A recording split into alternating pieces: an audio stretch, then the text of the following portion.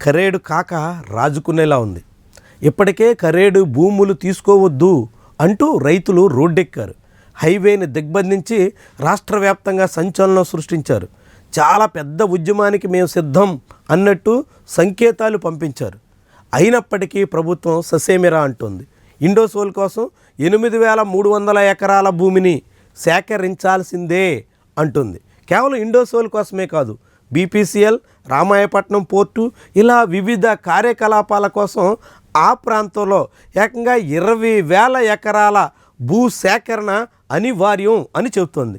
అందుకు అనుగుణంగా అంత రంగం సిద్ధం చేస్తోంది.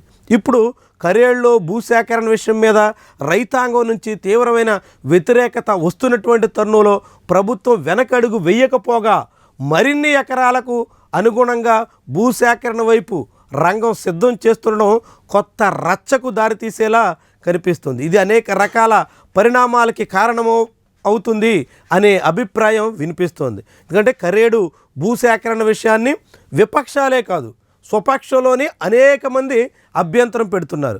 రైతులు 2 పంటలు పండే భూముల్ని తీసుకుని ఊళ్ళు ఖాళీ చేయించి అక్కడ సోలార్ ప్యానల్స్ యూనిట్ని పెట్టడం ద్వారా ఏం సాధిస్తారు అనే ప్రశ్నలు ఉదయిస్తున్నాయి.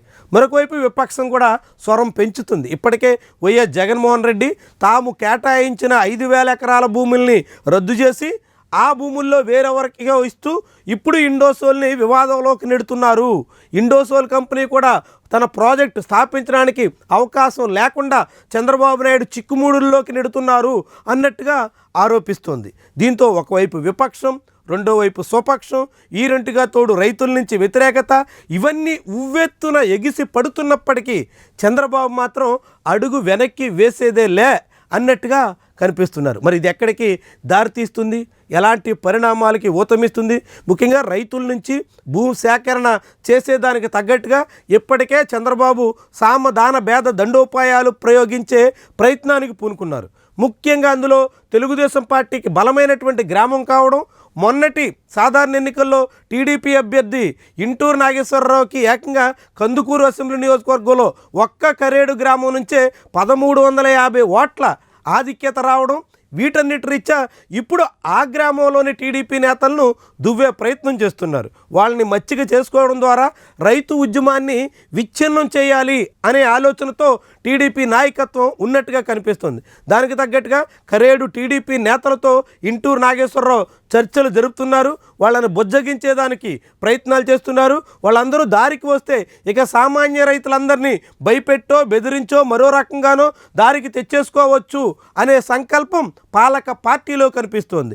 దీంతో పాలక పార్టీ వేగంగా కరేడు భూముల కోసం పావులు కదుపుతుంటే విపక్షం దానికి అడ్డుకునే దిశలో కూడా ముందుకు సాగుతుంది. దీంతో ఇటు విపక్ష పార్టీలు, మరొకవైపు రైతులు, వీటన్నిటికీ వ్యతిరేకంగా ప్రభుత్వం ముందుకు సాగాలనేటువంటి సంకల్పంతో నడుస్తున్నటువంటి దశలో కరేడు కాక చాలా తీవ్రంగా రాజుకునే ప్రమాదం అయితే కనిపిస్తుంది. ఇది ఎక్కడి వరకు దారితీస్తుంది?